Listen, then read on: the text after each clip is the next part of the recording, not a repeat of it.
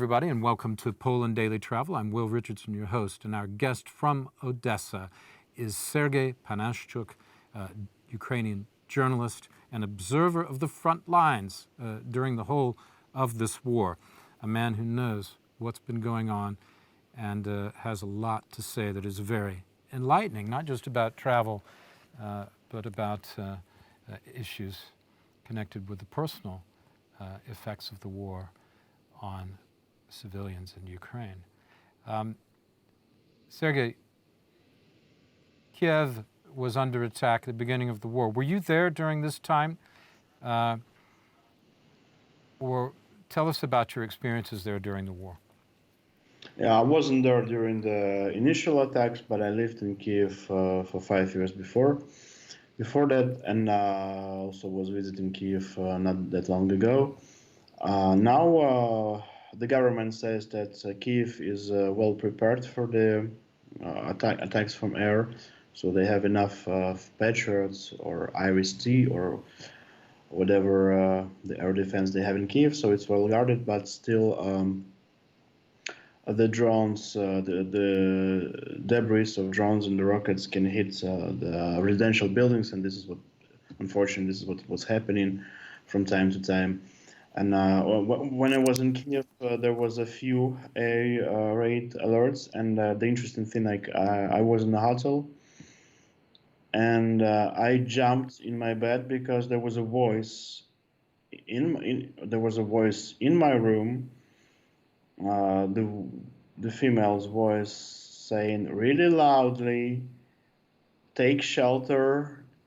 There is a danger." And like this was even more frightening than the air raid alert, because like you don't. No, wait. Let me slow you down. This is what exactly are you saying? I'm saying that in the hotel they have a system of alarming guests. Oh, okay. And like a loudspeaker like system? a loudspeaker, yeah, loudspeaker, okay. which you actually can't see. Yeah. And when someone started talking in your room and it's like scares you at midnight, it is scary. Yeah. Yeah. So then you go to the bomb shelter, and the bomb shelter is usually like in the places like if it's a new hotel, the bomb shelter is a parking lot. I mean, under parking lot underground, and I think we spent there for like half an hour or something like that until it was cancelled.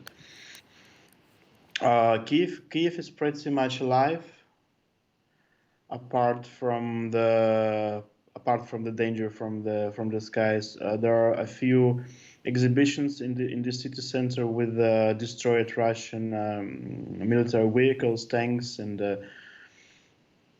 tanks, cannons, and other stuff like that.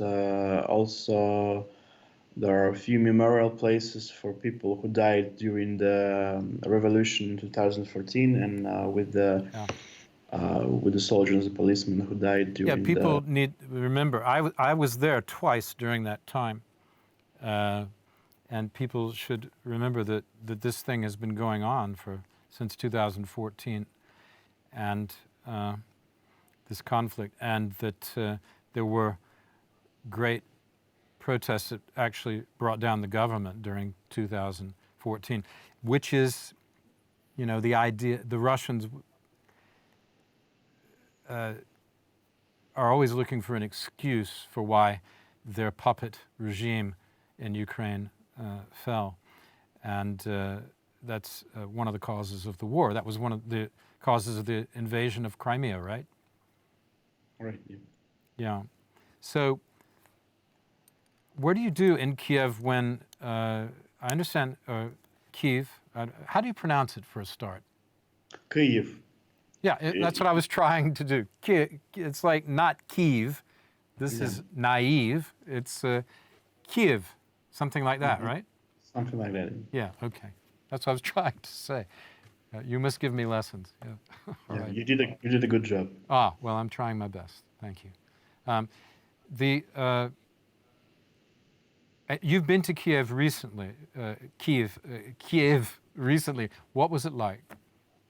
Well, as I said, it was pretty much alive, and like the most what actually I was fascinated with it was the Ferris wheel, like this giant Ferris wheel in the city center, all shiny in the with the lights on, and this is something like this is a sign of a normality, a sign of a normal life. Also, you see people smiling, laughing, and for some people it's kind of raised questions because like we have a war, so why are they laughing, smiling, why are they having fun? But I mean, This is a we very just good need to. point. Yes, please tell us more. Yeah, the thing is that we're still humans, right? And we need to have some time to feel normal. Well, we're sure Uh, that we're human on the Ukraine side, not sure about some of the others or what role they're playing. Seems to yeah, of be course. rather inhuman. Yeah, I'm mainly talking about people in Ukraine and yeah, in of Kiev. course. Under threat, the ones under assault. Yeah. Yeah. So despite being under threat, still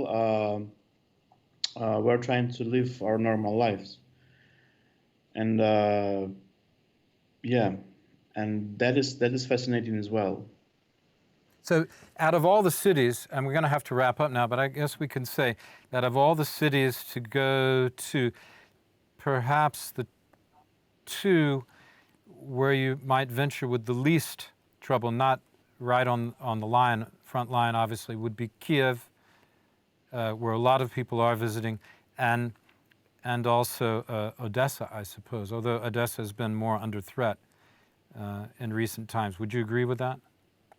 Wouldn't recommend Odessa, of course, because Yeah. Russians are I targeting the don't think you port should recommend either unless they follow your ideas, which are go with a purpose, have a Yeah, guide, bring a helmet and a flak jacket, and